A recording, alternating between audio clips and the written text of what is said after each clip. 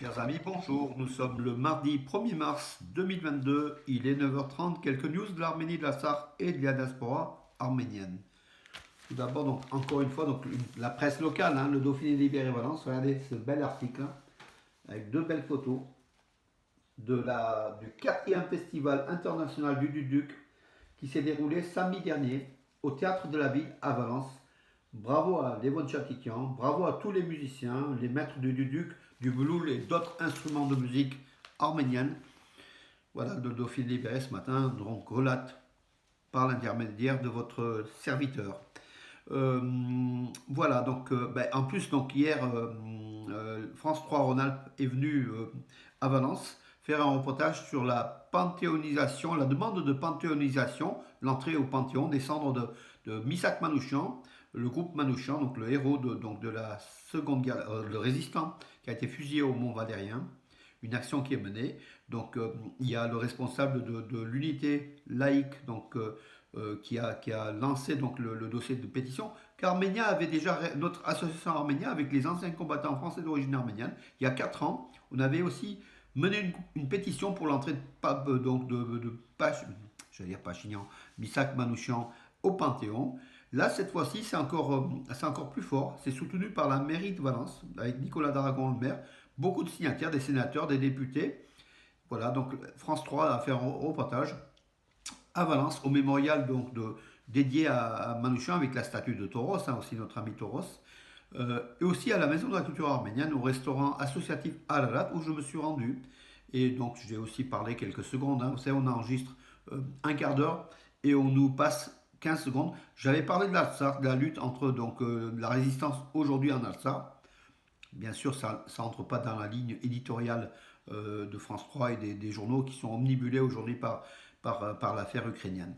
Voilà, mais en tout cas, bon, à suivre, donc c'est sur ma page Facebook et sur d'autres sites, vous pouvez voir donc la vidéo. C'est intéressant par rapport à Misak Manouchian et ça demande donc une demande d'entrée au Panthéon. Et si ça se passe, c'est bien pour la communauté arménienne de France parce que Manouchian, c'est notre identité, c'est notre force, notre lien, notre trait d'union entre la France et l'Arménie. Les forces russes, donc en Arménie, des forces aériennes russes, ont réalisé des entraînements hier des chasseurs russes, donc des MiG-29 et des Sukhoi 30 SM, ont réalisé des exercices. Donc en Arménie, on se demande si c'est pas pour l'Ukraine, bon, pour prêter main forte à l'Ukraine. En Ukraine, où la communauté arménienne est très forte, donc à Kharkiv, Lviv, beaucoup de villes d'Ukraine, même Kiev, euh, le sort des Arméniens est identique au sort des Ukrainiens. Donc voilà, donc ils prennent, voilà, ils ont les mêmes souffrances. Donc voilà. En espérant que ça se termine bien, mais c'est vrai que ça s'annonce pas bien, vu les réactions des uns et des autres. Ça va peut-être mal se terminer, malheureusement. Le ministre des Affaires étrangères d'Arménie, Arat Mirzoyan, a rencontré à Genève la responsable de l'ONU. Donc voilà, bien sûr, il en était question de l'Artsakh et des biens du patrimoine arménien qui est aujourd'hui détruit ou détourné par les Azéris. Le dossier d'enquête des militaires azéris, les 3 militaires azéris qui ont tiré sur des agriculteurs arméniens en Artsakh, je crois que c'est Khramort, oui, Khramort en Artsakh, le 5 février. Le dossier d'accusation est prêt. Donc le procureur général de la République de l'Artsakh a monté un dossier d'accusation avec des noms, avec des gens en fait, précis, qui va être soumis aux autorités russes, azéris et peut-être aussi les droits de l'homme, donc au niveau de l'Europe. Voilà. Bon, sinon c'est vrai que rien à signaler en Artsakh, rien à signaler aux frontières de l'Arménie, enfin du moins hier. C'était relativement calme, même tout à fait calme, on n'a pas eu d'infos. Donc en Artsakh, la démographie. En 2021, l'Artsakh a enregistré 1541 naissances, donc ce qui est important. Donc 779 garçons et 762 filles. 1463 enfants sont nés en Artsakh dans les institutions médicales et 78 enfants originaires d'Artsakh sont nés en Arménie. Parmi ces naissances, on compte 22 jumeaux, donc, et 3 garçons, nés sous fécondation in vitro.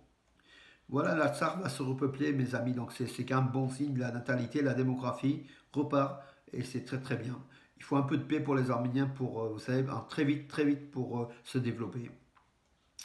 Hier, Araïk Harutyunyan, le président de la République de l'Artsakh, a rendu hommage à la mémoire des victimes arméniennes, des 300-400 victimes arméniennes, des massacres, des pogroms anti-arméniens de Sumgait. C'était fin février 1988. L'Azerbaïdjan voulait impressionner, voulait faire non, faire mourir le mouvement Artsakh, qui n'est pas mort, hein, qui voulait impressionner les Arméniens, qui voulait faire peur aux Arméniens.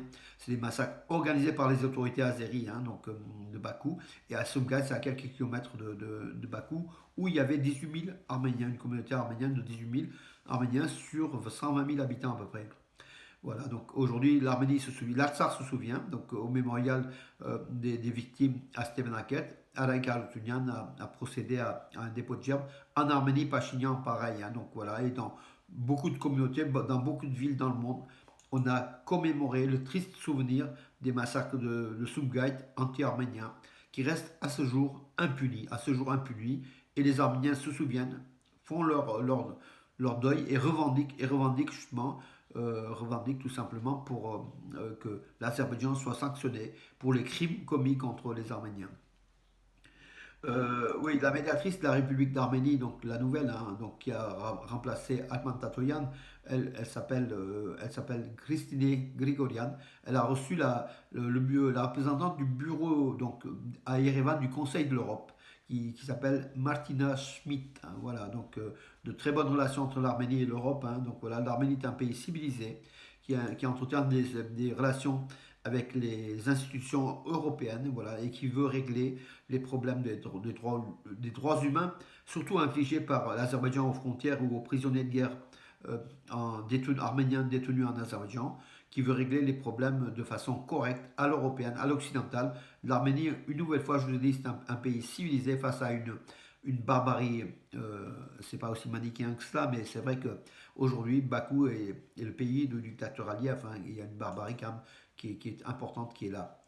Artur Davutian, donc pour l'Arménie, donc le gymnaste, hein, prend la première place du saut à cheval à la Coupe du Monde de gymnastique à Cottbus en Allemagne.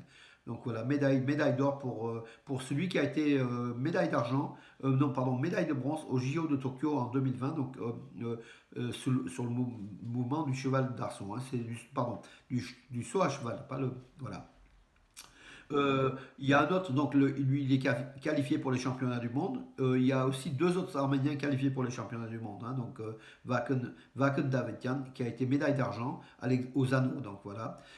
Arthur Avedissian et Gagik Khachigan ont participé à ces épreuves mais sans médaille. Et à Doha, donc à la Coupe du Monde aussi, donc de gymnastique, Harutun Merdinyan qui est aussi très très fort, là il n'était pas présent en Allemagne, hein, il était je crois blessé. Mais là, il va revenir en force. Vous allez voir les Arméniens en gymnastique. Ils vont enfin, dominer. Ils vont être parmi les premières nations du monde, hein, donc en gymnastique, au moins à l'appareil, aux anneaux et au cheval, au saut à cheval. Voilà mes amis, écoutez, j'en ai terminé, j'ai rien oublié. Bah, écoutez, je vous souhaite une bonne journée de mardi qui est radieuse pour nous, j'espère pour vous aussi. Profitons-en, mais pensons à l'Arménie et à l'Artsakh et à Misak Manouchian pour son entrée en Panthéon, mes amis. Bonne journée.